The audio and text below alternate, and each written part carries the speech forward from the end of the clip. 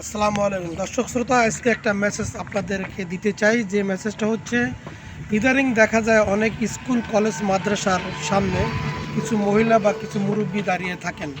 ওনাদের কাজ হচ্ছে ওনাদের যে বাচ্চাকে টার্গেট করবেন, ওই বাচ্চাদের যদি কানের স্বর্ণ থাকে এবং গলায় চেন থাকে, পায়ের নুপুর থাকে, ওনার যে কোনোভাবে ওই বাচ্চাকে নিয়ে যাবে।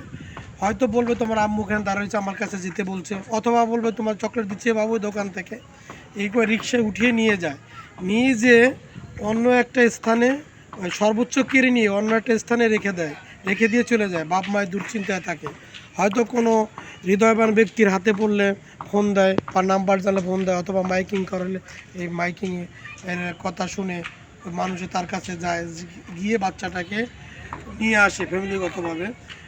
আমাদের উদ্দেশ্য আপনাদের বাচ্চাদেরকে সতর্ক করবেন যে এই ধরনের প্রতারক থেকে সবাই সাবধান হন, অন্যকেও সাবধান করুন, নিজেও সাবধান হন।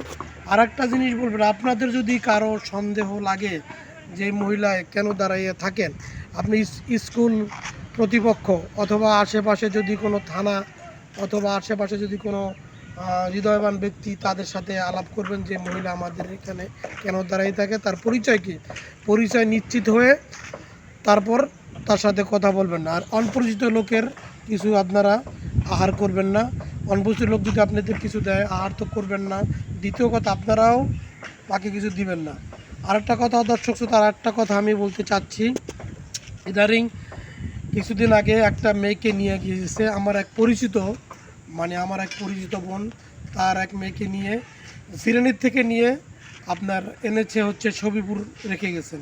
কিন্তু ওই মেয়ে একটু চঞ্চল এবং চালাক চতুরী ছিল বিদায় ওই মেয়ে তার বাবা মাকে বাবা মার ফোন নাম্বারটা মনে রেখেছিলেন। ওই ফোনের নাম্বারটা রেখে পাশের এক হৃদয়বান ব্যক্তি ওনাকে নাম্বারটা দিয়ে ফোন দিয়েছিলেন।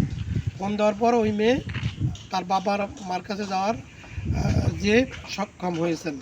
আমার আরেকটা অনুরোধ, এই মেসেজটা আপনারা সবাইকে দিতে চান এবং এই মেসেজটা দিবেন যেন ভবিষ্যতে কারো মায়ের কোল এভাবে খালি না হয়, এমনকি ওরা এই বাচ্চা কাছে নিয়ে অন্যর কাছে বিক্রি করে দেয়। ধন্যবাদ দর্শক শ্রোতা, আসসালামু আলাইকুম। আমার এই ভিডিওর মাধ্যমে যে মেসেজটা দিছি, হয়তো আমার ভুল কথা বা কাজে অনেক কথা বেমিল হবে, তার জন্য আপনাদের কাছে ক্ষমা চাচ্ছি।